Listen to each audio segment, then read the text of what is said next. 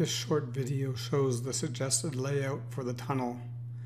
Here we are looking at a contour map superimposed over an ortho photo, and the red outline would be the plan of the tunnel.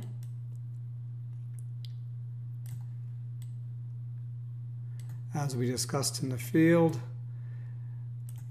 this volume of rock under the blue will be slashed out to create a nearly vertical face here where the portal will start. The top of that portal should be below the orange spray paint that's already on the rock. So the top should not get any higher than that. It should be about a foot lower. The floor elevation here is very similar to what it would be over here if this loose rock were removed. So the top and bottom elevations for both portals will be within at least within a foot of each other. On this rock face there is a orange spray spot up here and this lower one down here. So if you're standing in the field in front of this, the initial orientation of that tunnel should be in line with this orange to this orange. And after it gets to about here, the tunnel needs to start to turn. This is looking at the tunnel from above, where it will go.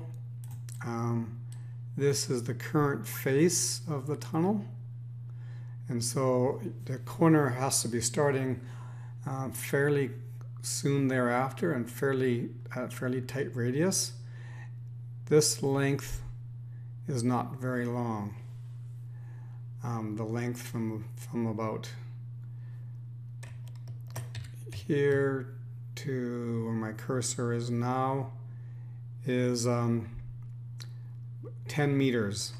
So it'll be about a 10-meter straight length, and then we start the other corner heading back out.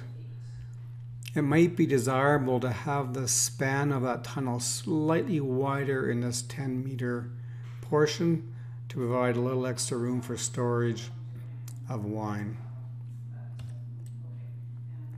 There was a discussion that perhaps in the future a third tunnel coming in from the north would join this one.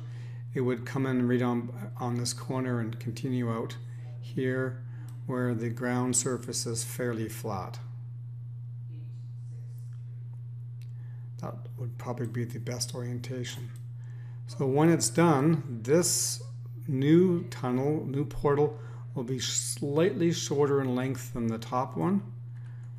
It's important to do that because of the nature of the jointing and structure in this rock. An orientation like this for this wall will be better than up and down as my mouse is moving.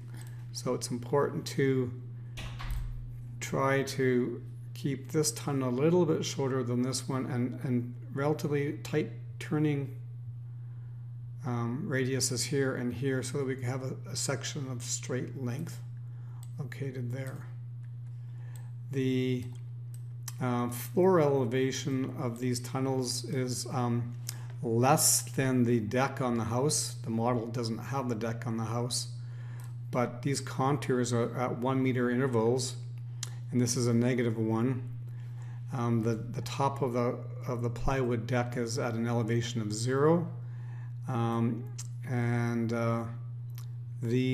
this is probably the 0 contour line running around here, and as well as in here. So once this debris is removed, the bottom of that tunnel will be slightly less than the top of the deck, plywood deck for the house. And the same thing is true over here. This is a 0 contour line popping into the portal just a little ways. But of course there's a bunch of loose rock in there that will probably be removed, and that'll drop this floor elevation to a foot or so less than the top of the deck of the house. The current tunnel has a very flat floor, so there's the zero contour line running through the existing tunnel.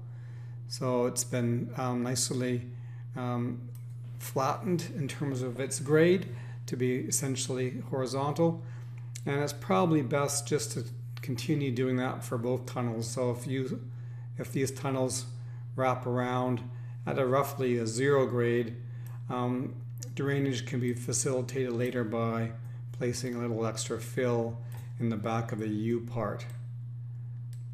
And that is what I'm hoping we can achieve with our tunnel excavations.